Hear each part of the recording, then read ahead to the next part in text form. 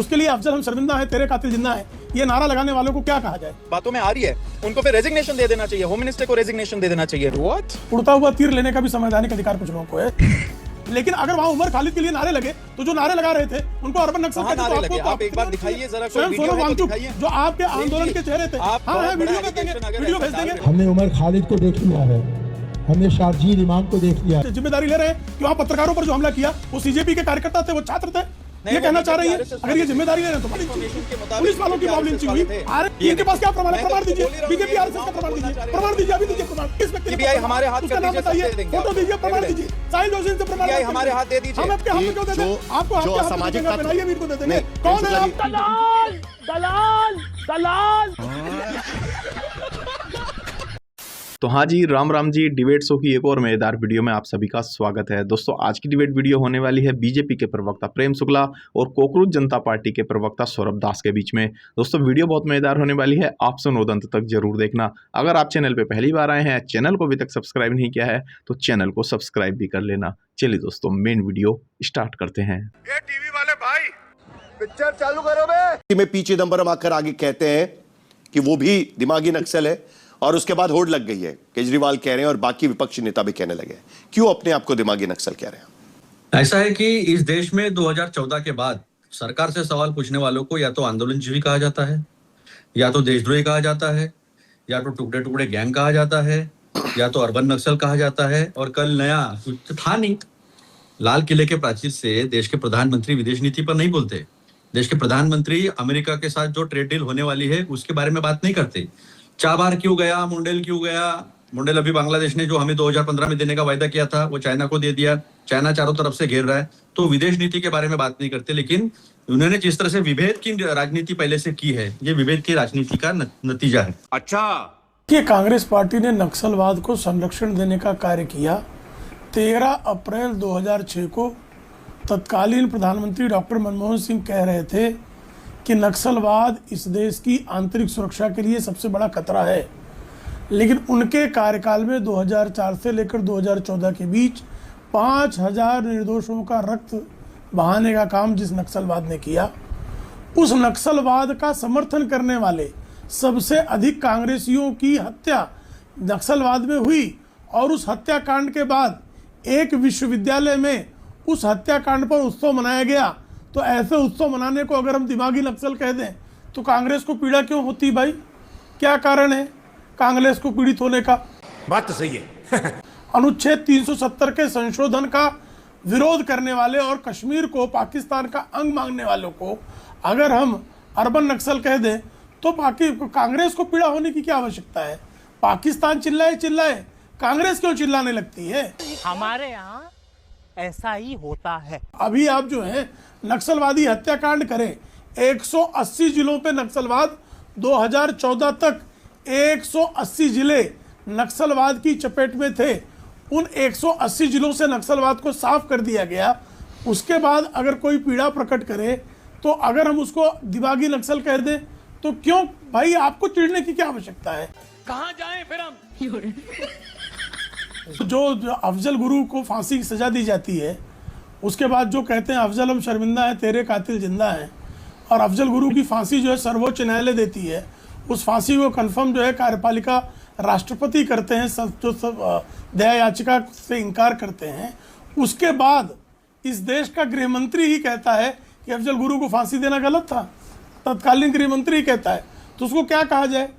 न्यायपालिका और कार्यपालिका जिसको साफ तौर पर दया याचिका भी जिसकी अस्वीकार होती है, उसके लिए अफजल हम शर्मिंदा है, तेरे कातिल जिंदा है, ये नारा लगाने वालों को क्या कहा जाए? उनकी प्रशंसा की जाए? क्या बात है सर, क्या बात है सर। कहीं भी सीजेपी का इस्तेमाल के नाम का इस्तेमाल नहीं किया गया था। यह कहा गया था कि आप लोग जरा इस सोच से संभल के रहिएगा। तमाम युवा वर्ग को प्रधानमंत्री चेतावनी दे रहे थे, इशारा दे रहे थे या समझाने की कोशिश कर रहे थे कि इनसे दूर रहिएगा सर, जो ये अलगाववादी सोच है। तो आपको क्यों लगा कि आपको कहा जा रहा है? देखिए, जो भी साहिल जी, जो भी दिमागी लोग हैं, दिमागी लोगों को पता है कि इशारा किस तरफ था। जंतर मंतर में इतना बड़ा आंदोलन हुआ, क्या वो सारे बच्चे जो वहां आए थे, स्टूडेंट्स जो आए थे, क्या वो नक्सल्स हैं? अगर नक्सल्स है तो फिर हमारी सारी मांगे क्यों पूरी की गई?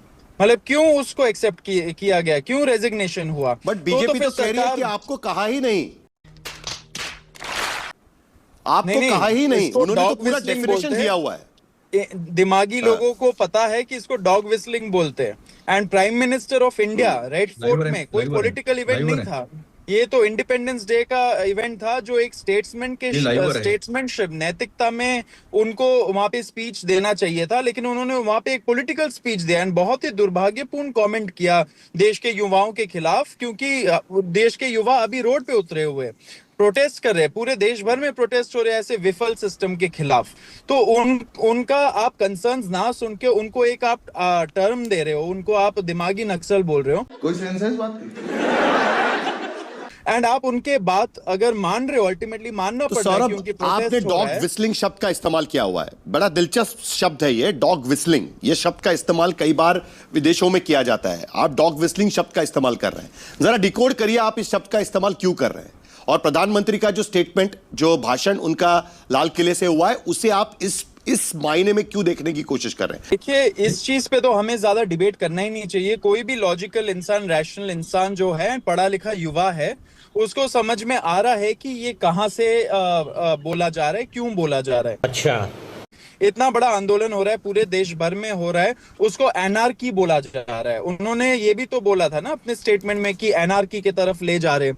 तो ऑब्वियसली बात ये है कि इशारा पूरा ये सारा जो प्रोटेस्ट हो रहा है उसके तरफ हो रहा है। देखिए, मैं आपको बस ये बता रहा हूँ कि आप अगर ये प्रोटेस्ट के वजह से आप बात मान रहे हो, अगर आप रेजिग्नेशन करवा रहे हो अपने मिनिस्टर की, तो आप विफल हो ना। आप प्राइम मिनिस्टर फिर नक्सलों के बातों में आ रही है, उनको फिर रेजिग्नेशन दे देना चाहिए, होम मिनिस्टर को रेजिग्नेशन दे देना चाहिए। What? Bro, what are you talking about, man? ये सब टर्म्स यूज करके आप लोगों को डरा धमका नहीं सकते हो।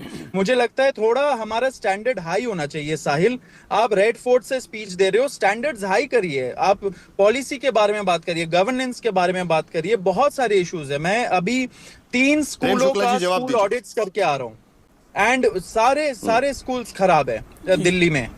तो आप बताइए, उड़ता हुआ तीर लेने का भी संवैधानिक अधिकार इस देश में है।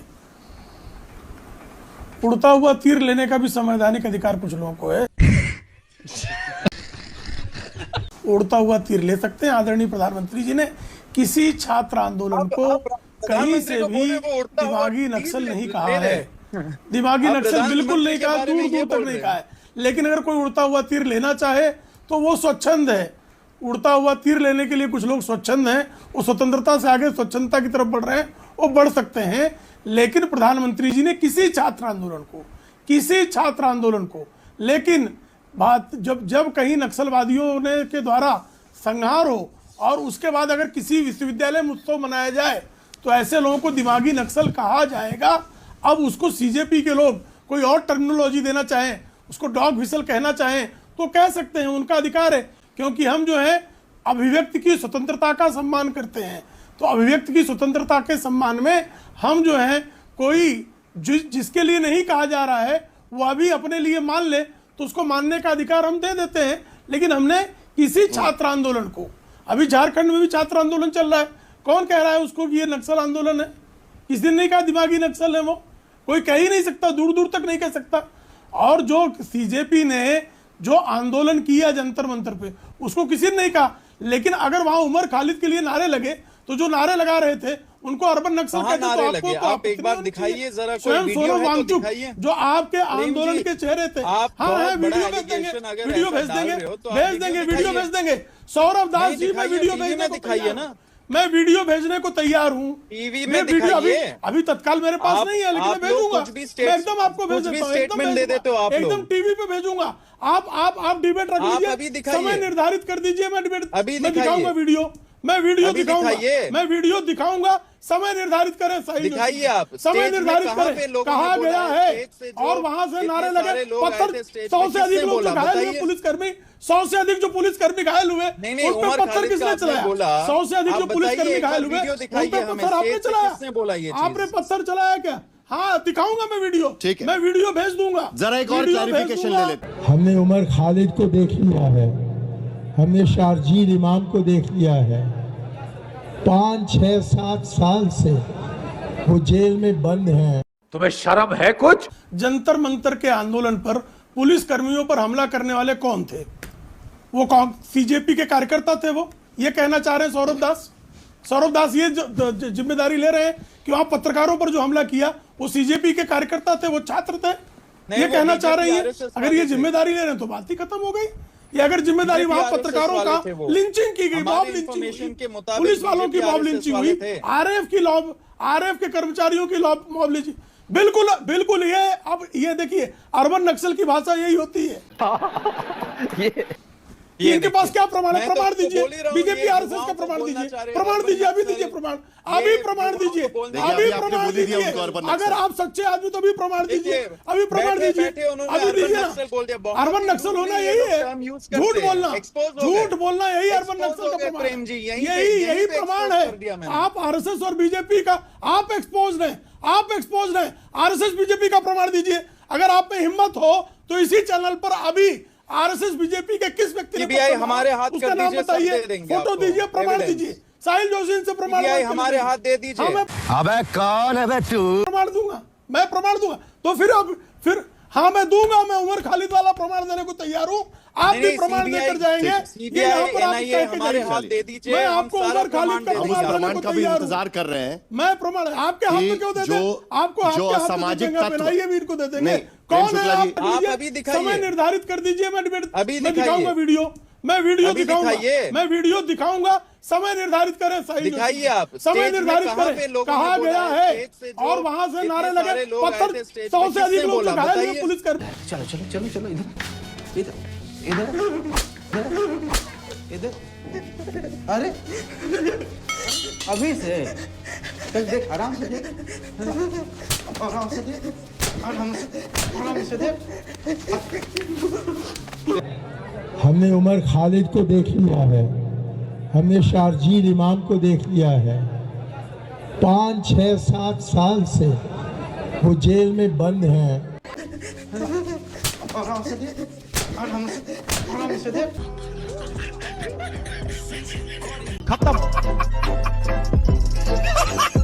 Bye bye, tata, goodbye, गया।